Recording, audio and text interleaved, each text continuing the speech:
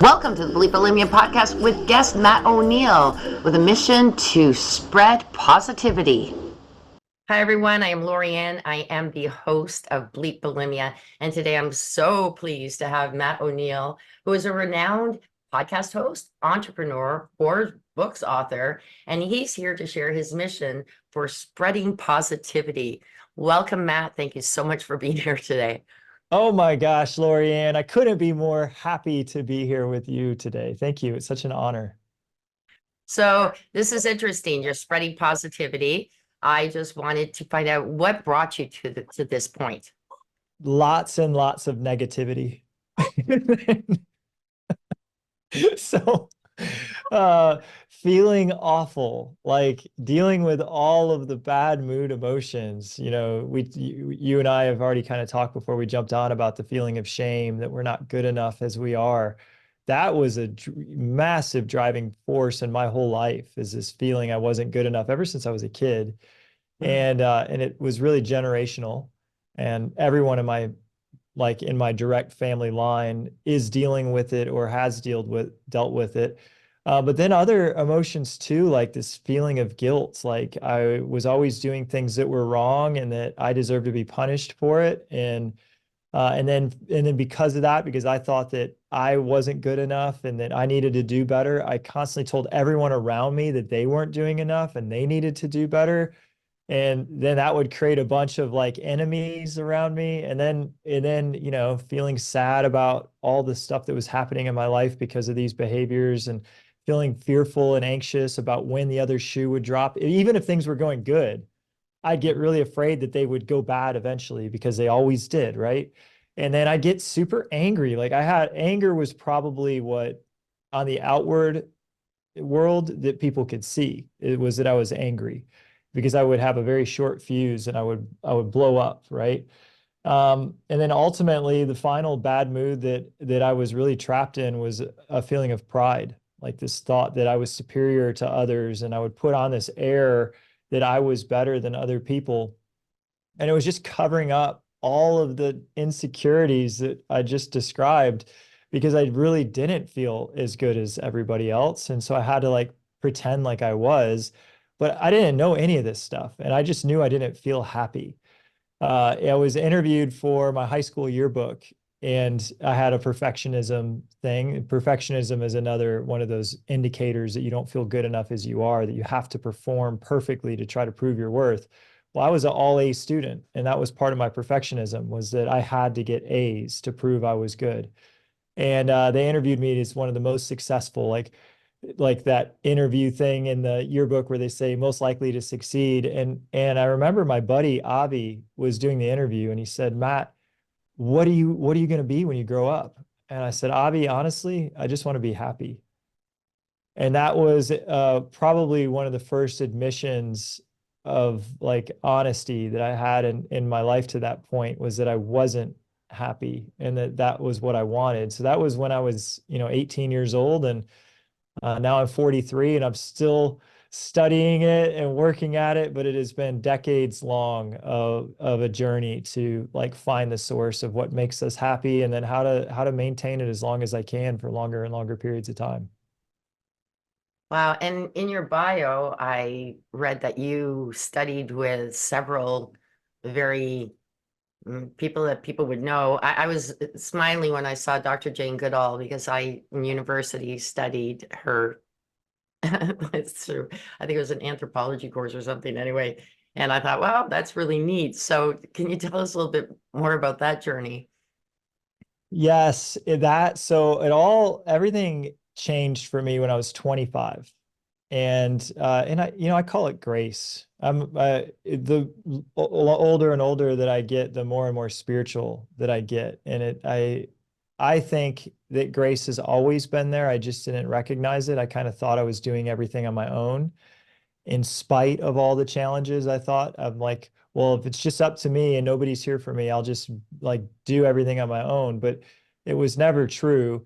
And when I was 25, I had a big moment of grace. It was my cousin. She gave me the movie The Secret by Rhonda Byrne.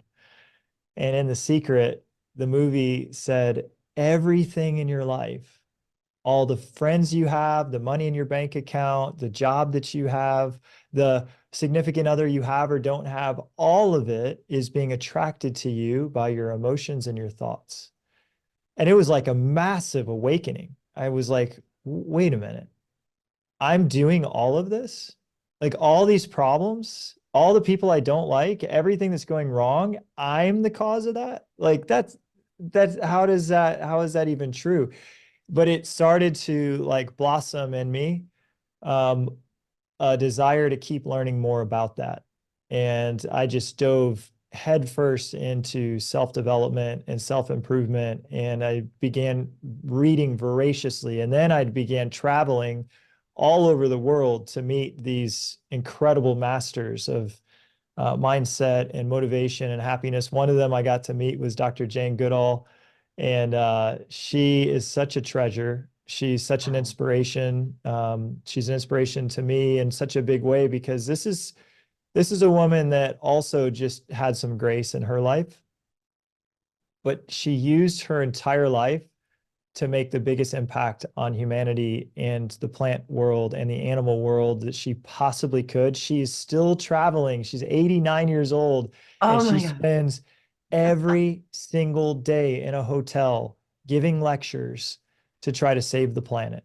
And Wow. like I admire somebody that cares that passionately about making a difference. Absolutely. Wow. That's an honor. Seriously. Yeah. Um, so I'm going to sort of go backwards a little bit. Interestingly enough, okay, so this is about bulimia, and I remember um, while I was bulimic, that was one thing that I tended to have too, was I would become not so much out, believe it or not, not so much out in the public, but I would snap and my moods were not steady. It's been a turnaround since I let go of the bulimia. Um, Took me some time because I had to deal with the emotional side of things and not being able to go to food to try and hold down all those feelings. But still, when I didn't have the food, there would be those moments. I find that interesting. So your moods, how did you work with that? That I'm really curious about. Yeah, so for me, it was drugs and alcohol. And I would go to drugs and alcohol to regulate my emotions. And look, all we're doing, in it doesn't matter what our vice is, it's a noble calling. We know we don't feel good inside, and so we're just trying to feel good.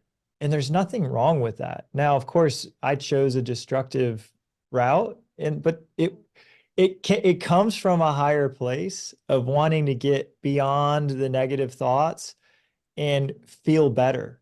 And so if we're not taught like really healthy ways to get beyond the negative thoughts and feel better, then we're just going to do what works. And so if eating a lot of food can definitely change the way we feel. It changes us chemically. It immediately we feel satiated. I'm sure you can tell me a whole lot more about how that process helps you regulate your emotions than I can.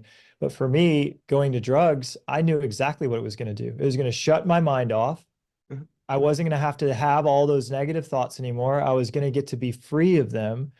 And that was going to feel really good until it didn't. And so then there's the inevitable come down. And then the next day I'd be like, well, let's just do the drugs again. That would be great. And I'll just drink the alcohol as we do the drugs. And then maybe I can just black completely out and shut the whole thing off. And that'd be awesome. And so I would just did that for a long, long, long time until I was like, finally, I'm like, this isn't a long-term solution. This isn't going to help me be happy forever. And that's where the wake up of having the secret started to show me that there are healthier methods to achieving this than what I was after. So how did I, so, when we're trying to regulate our emotions with substances, or outside, because all of our emotions come from within. Mhm. Like the anger is coming from within, the happiness is coming from within, the feelings of unworthiness is coming from within. But when we're trying to suppress all of that stuff, we're basically saying, I don't want to experience it. So I'm just going to not experience it. And I'll do this external thing that'll distract me from experiencing it. Well, what happens is those emotions bottle up and then they explode because we never dealt with them. We just shoved them down. And that's why you can be really volatile and have a short fuse. That makes sense. Yeah. Just the volcano, like they say, it's just it blows up. And Yeah. you know, I defined myself as it. I just have a short fuse. You know, I have a short temper. It's just who I am. Deal with it. Right. Like I did, and that's a victim stance too, of saying I was born this way. My dad was this way. I inherited it from him. It's who I am. Well, now on the other side of it, you wouldn't say I have a short fuse. And I'm sure, Lorianne, people wouldn't say at this point in your journey that you have a short fuse. Of course, we can both get angry. I'm not saying that Yes. anger isn't part of it, but it's not the way that it was. No. And it's actually interesting too, because I'll wake up some days and just the smallest thing bothers me, and but I'm acutely aware of that. So I'm going, okay, like what's going on here? Like there's something, because the little things mean that there's something else. And so I try to be very aware of it. And if I can't figure it out, when I get to work, I go, if I'm not myself today, I said, it's not you, it's me. Like, because I haven't figured out what I'm going through right now, right? It could be, I'm thinking about gosh knows what, I don't know. Oh, it's beautiful. That's a beautiful like self-acceptance too. And think about how far of a journey you've come from not accepting yourself and not feeling worthy of yourself to now being so accepting yourself that you accept that some days you're not in your best mind. And you can just say, hey, it's not you. There's nothing going on with you. There's something going on in my mind. So don't take it personally. But that's also just self-love of understanding that we're not always going to be on our A game every day. Yeah, and I think that also helps people. So we were talking about, and this is something we want to discuss, the negative people. I was saying that, I was president of an organization, and of course it's all volunteer, and we have 10 volunteer board members, and you can have 9 of them that are just absolutely fantastic, and one of them that's so negative, and that negativity spreads, and the meeting just does not go well, all because of one negative person. So you said that there's ways of getting around that, because I Yes. still sometimes find I'm much better with it now, but you can feel that in a room. You can have 50 wonderful people, 2 negative people, and somehow that Yeah. aura comes towards. Yeah. Yeah. So we were just at the beach and with my family, we're super joyful. It's Father's Day. I'm surfing, I'm pushing my girls on surfboards and then we went over and we were playing a game. We were throwing a ball back and forth. And this woman comes like cussing up and down, walks right through my family, right, and looks at us, at my little children, they're 2, 6, 8, and 10, and is cussing like crazy, so much anger, so much just negativity. And she said, yeah, somebody took all my effing stuff and I'm gonna go through your stuff. And like she just comes through and now of course if there's a lot of negativity within me, I could engage with her. Like, how dare you? How dare you in front of my kids? This isn't a place for that, right? I could have totally engaged her. Well, there's not a bunch of negativity at this point in me. And so the best way is kind of be like a matador, and I just let her go. I just she just zoomed on down the beach and kept cussing at other people, right? And then like 50 yards later, I see her and someone else, and they didn't just let her go. And her negativity riled up their negativity. And then they were like, how dare you? And you can't talk like that. And you probably just misplaced it and blah, blah, blah. And then the police show up. And it's this huge scene of drama that I had completely avoided because I just didn't engage in the negativity. And this is what like negativity really wants. It's like it's got its own life force. and it feeds off of us. And so somebody that is being that this negativity is taken a hold of, it can take over us. Eckhart Tolle calls it the pain body.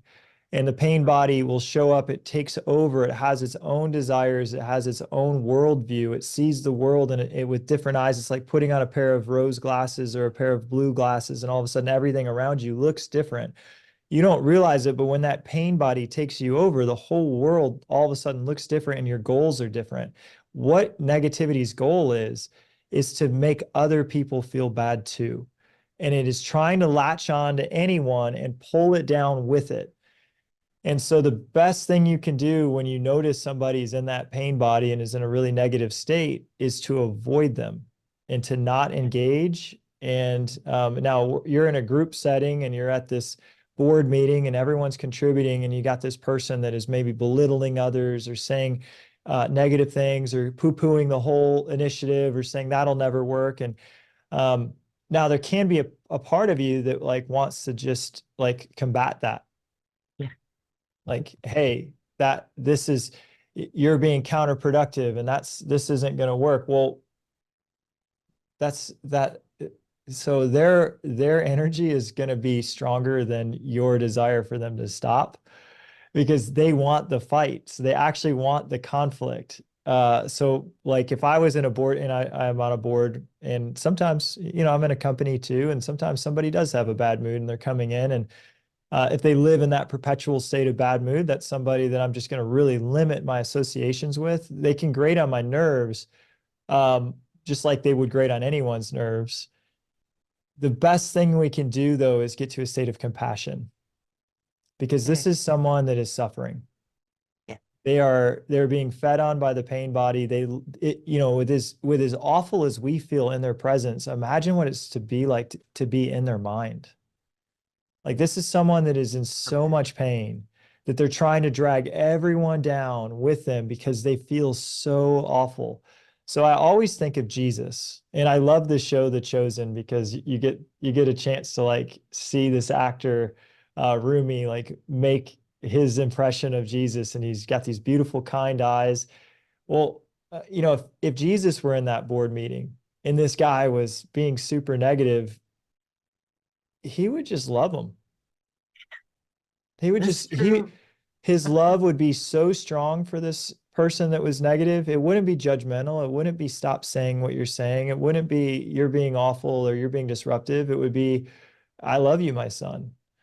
I love you. I can see that you're in pain. Tell me more about it. What's going on? And I'm not Jesus. I'm not that unconditionally loving. But I use him as my hero, as like, Yeah. okay, that WWJD bracelet, what would Jesus do? Well, I've got a bracelet that said HWLF, and it says he would love first, because Oh, that's what he would do. He would just love and love and love and give acceptance and give compassion. And you'd be really, really surprised when you stop fighting negativity and saying you should and shouldn't act that way, and we stop trying to control it and get it to be the way we want it to be. When we just love it and accept it and just say, and it's not like, oh, if I said, hey, you're suffering in that meeting, that would be me putting them down. So that's not a nice thing to say.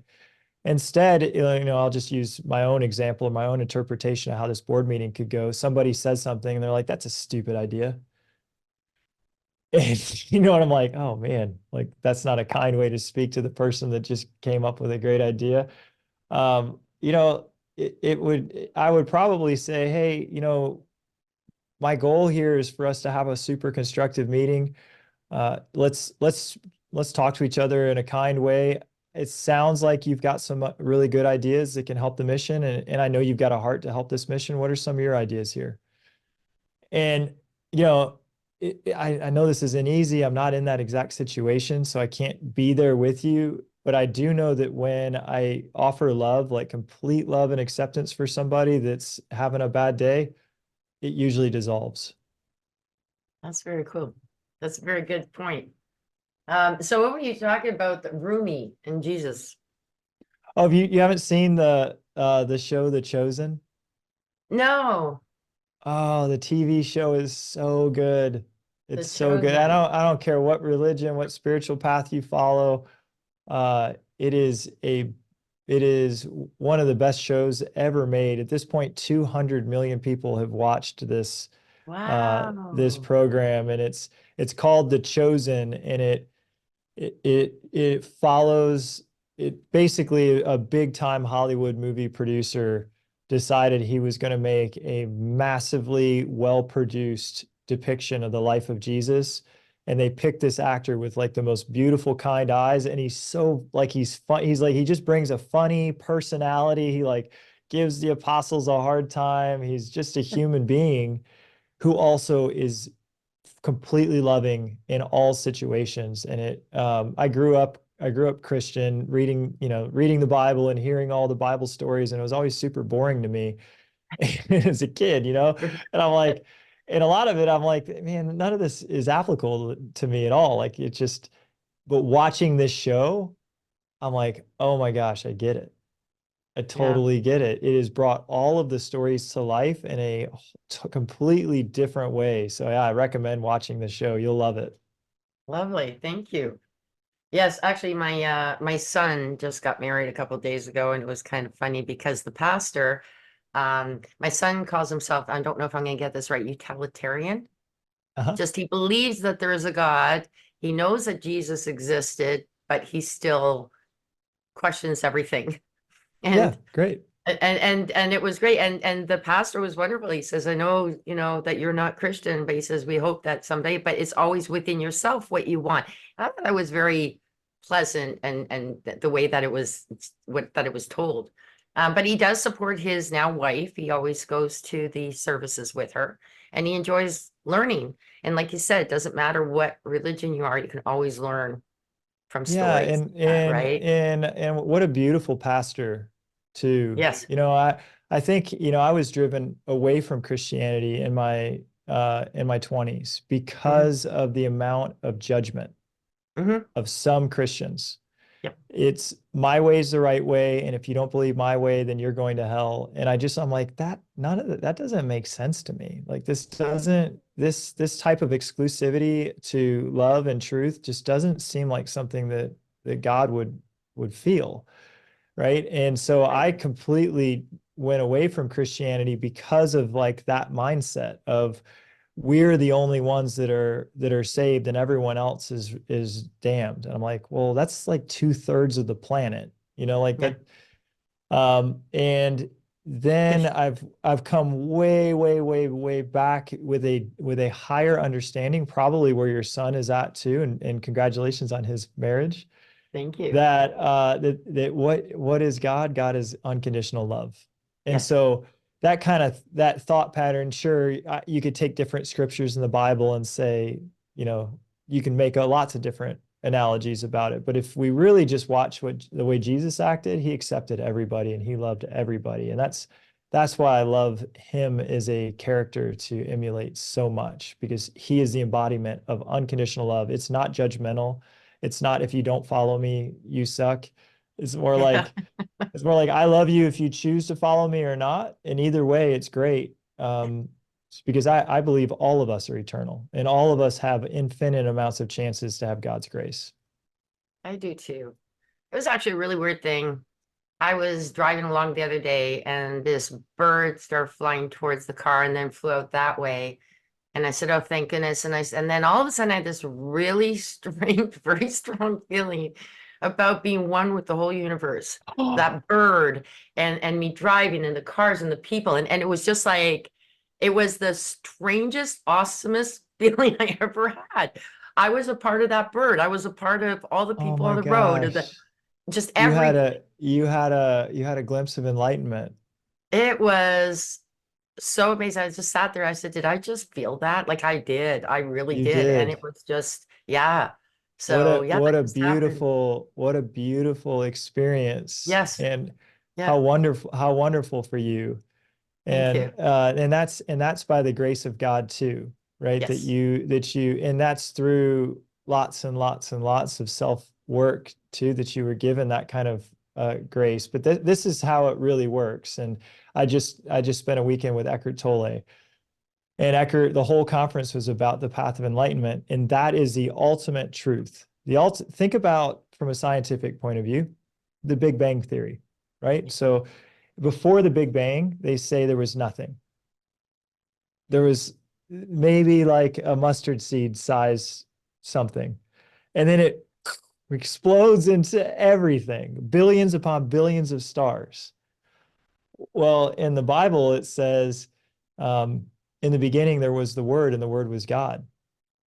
And then God said, let there be light. But then later, he then invents the stars, right? He like manifests the stars. Well, if God was the only thing that was there before the Big Bang, what is everything made out of? It's all Yeah. made out of God. Yeah. All of it. All of it. So that means every single thing, the bird that you saw, the other cars, the other people, you, the planet, the stars, everything is the same exact source. We're all made out of God. And then God just exploded himself into like billions upon billions upon billions of different rays of himself. And we are all just one connected force. And this is like, we're talking about enlightenment because that your experience, I just love this topic so much. This is the essence of all happiness. When we feel upset or angry, or what we're feeling is a lie of separation. We're feeling separate from God, and we're feeling separate from everything else and everyone else. And it is really just a lie. Once we see the truth, and this is one of the things I teach in my book, The Good Mood Revolution, is that when we're feeling angry, we're only seeing half of the truth.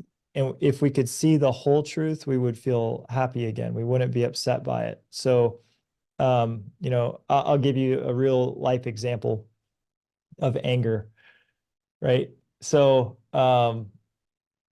let's go back to that lady that was screaming about things on the beach, right? She was very angry. When we're angry, we're believing three things. One, we're believing somebody got harmed. Two, we're believing somebody did something wrong. And three, we're believing it's all somebody else's fault. All we have to do if we don't want to be angry again, or in this moment to this thought, is to write those three beliefs down and then ask ourselves, could the opposite of these three beliefs also be true? So in that lady's case, she felt somebody had been harmed herself. Mm-hmm. Could it also be true that she wasn't harmed? Mm-hmm. Sure. Maybe the things that maybe she just misplaced her things. There were hundreds of people on the beach. Maybe she just she didn't know they did get somebody else put their stuff down, and maybe she wasn't really harmed and her stuff was still there. And then was it anybody else's fault? Well, maybe it was nobody else's fault. Right? So could it have been nobody else's fault? Could it have just been a misplacing of things? Or maybe her stuff was stolen, but was she really harmed? When we think about how harmed was she, let's say her wallet was stolen and she needed to get new credit cards, and maybe there was $200 in the wallet, and also her car keys were taken, and somebody actually took that stuff. But like in the grand scheme of eternity, was she really harmed, or was that maybe an experience to awaken her? That maybe that was an experience that she needed that was actually going to help her. Perhaps if she had gotten right into her car and driven away and her keys hadn't been stolen, she would have gotten into an accident and died. Perhaps because we don't know the truth of what the future is, and only God does, her stuff being stolen saved her life. What if she wasn't harmed, she was helped? Right? So our brain only can see our limited view when we say, I've been harmed and somebody did something wrong. Somebody, and let's say somebody took her stuff. Let's say somebody took the $200, and she's like, well, you're like, well, that's absolutely wrong. That's definitely wrong. Well, what's the opposite? That isn't wrong. Well, for that person, wherever they're at in their evolution, they're doing the best they can.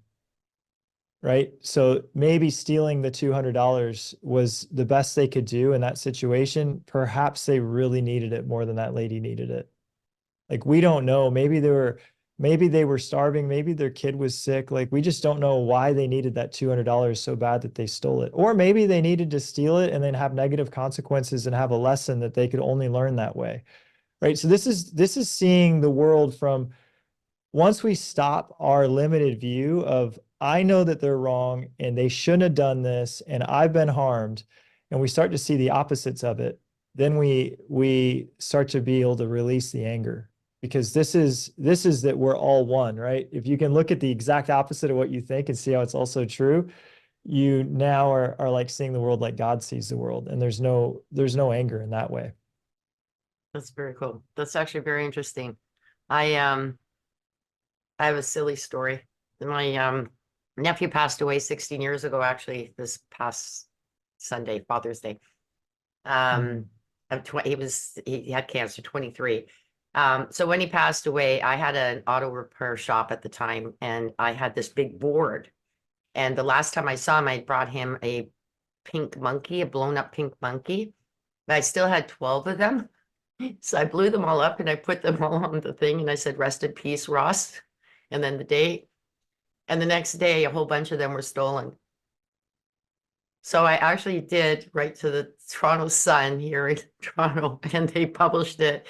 And I said, I'm just hoping that whoever stole them, they really, really needed it.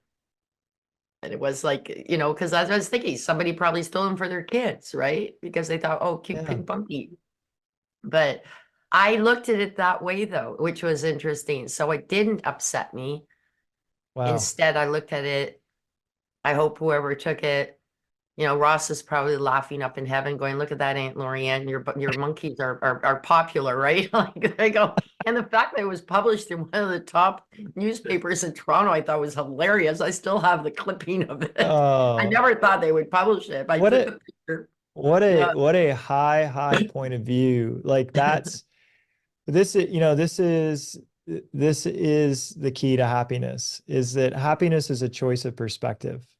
it is. And you Yeah, chose a really beautiful perspective, but at any moment we could choose a really limited perspective. And when we do, we can get totally lost in that anger and that this isn't right, and argue with reality and create all this suffering for us. It's totally okay. I do that too. I get lost in suffering and I get angry and I'll blow up sometimes, and I'll see things from an unenlightened point of view.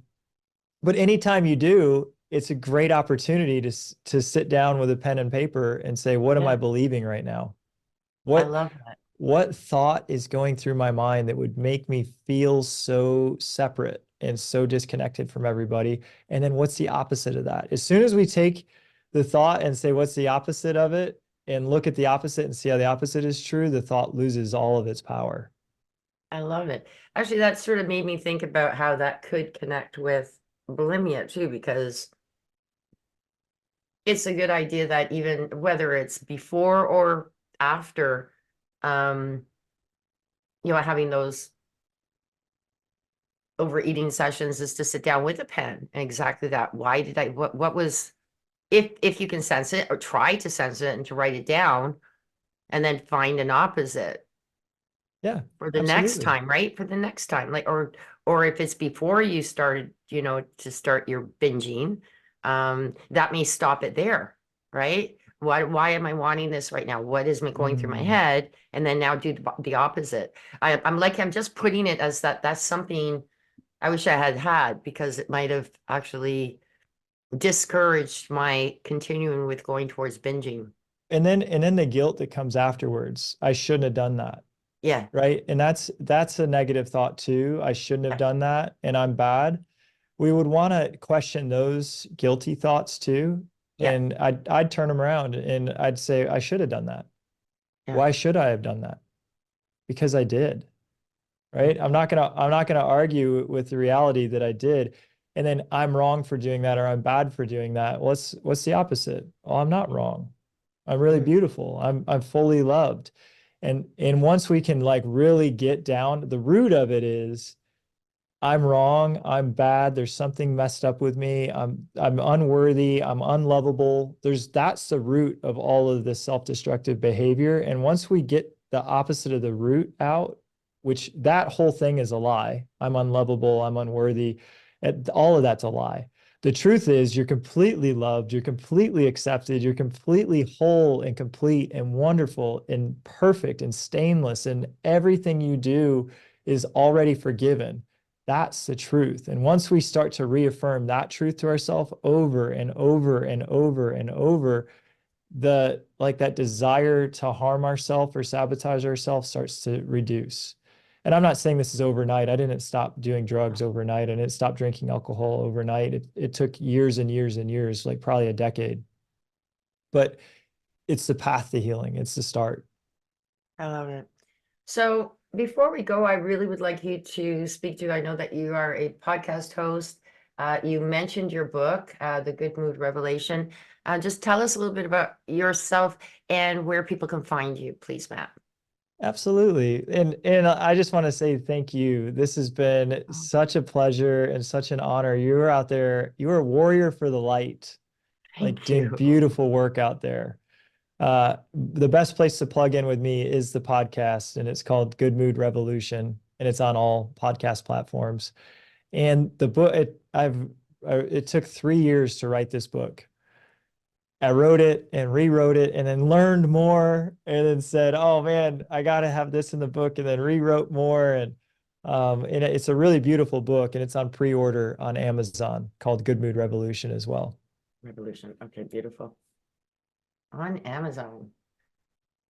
That is great. I so appreciate you being here today. I think positivity is really important. It always has been, and it always will be. But there are some days it's needed more than others. So it's good to have people like you there that's helping people to just, if you're feeling negative, just I hope this helps. I hope this helps listeners. I'm pretty sure it will.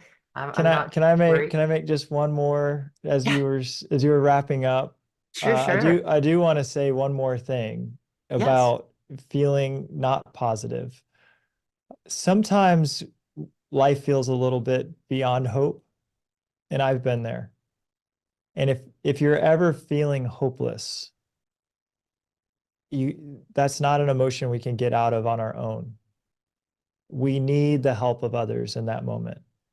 So if you think I should just be positive and I just can't be, and it's kind of beyond hope, and maybe I'm just broken and there's something wrong, and it's other people can do it, but I can't. That's not true. But you do need to ask for help.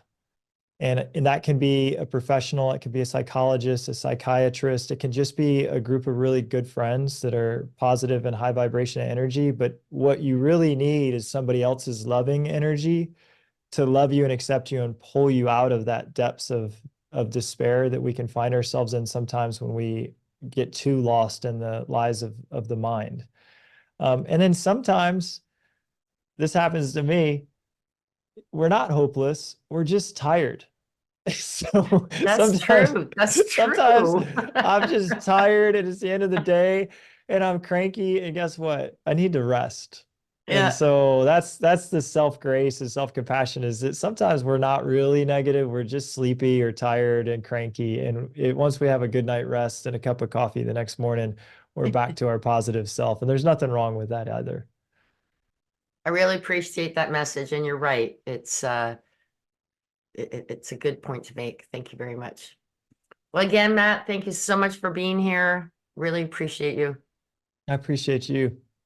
Thank you. Take care. Thank you for listening to this episode. Be sure to visit me at bleepbulimia.com.